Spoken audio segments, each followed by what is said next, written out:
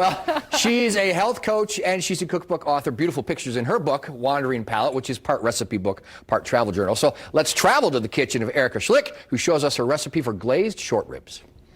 Hi there, today I'm going to be showing you how to make my honey glazed pork rib recipe. And ribs are actually very easy to cook. The trick is to cook them for a long time at a very low temperature. So I'm going to show you how to prepare them to get the ultimate rib today. And as you can see, I've already got my ribs laid out on my foil here, and we've got the meat side down. So I want to talk about the ribs, the actual bone side. Sometimes they're going to have a silver membrane that you're going to want to cut off with a knife, and the reason you do that is to keep your meat tender. If you leave it on, your meat can be very chewy. And really the preparation is very easy. So I've got the ribs down on my foil, and we're going to use a little bit of coconut oil that I have here melted, and you can just pour a little bit on your foil, and you can use a pastry brush to spread that around, and that's just to help grease it so that the meat can really get a nice brown and start to get tender. And we've got a little bit of sea salt here, and I'm just going to go ahead and put that on the oil and then also on the meat. And you want to make sure to put your meat side down with the bones up. And that's pretty much it. After that, what we're going to do is we're going to wrap this in foil. You want to make sure it's a very tight wrap, and that's going to keep all the heat and the steam in while we bake it. And just fold it over.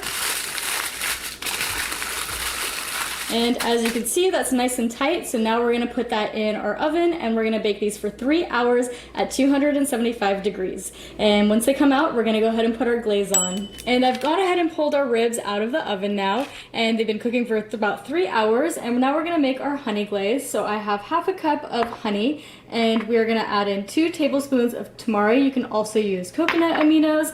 And I have 1 tablespoon of sesame oil. And we've got some seasoning. I've got 1 teaspoon of garlic powder and 1 teaspoon of onion powder as well.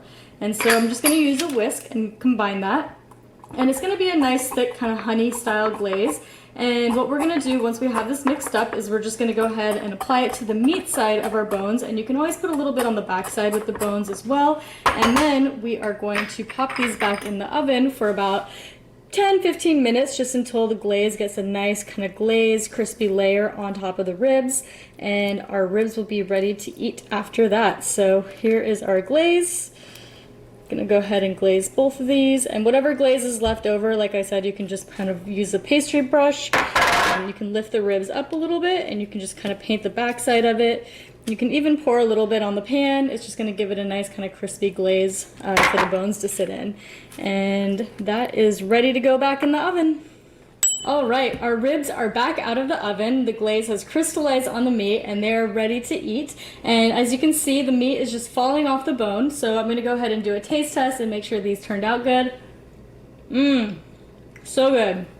The meat is so tender. The glaze is so sweet. Absolutely delicious. So make sure to check out this recipe. It's on my blog, thetrailtohealth.com, and you can also find other delicious and healthy recipes in my cookbook, Wandering Palate, which is also available on my website and Amazon as well. I hope you enjoy the recipe.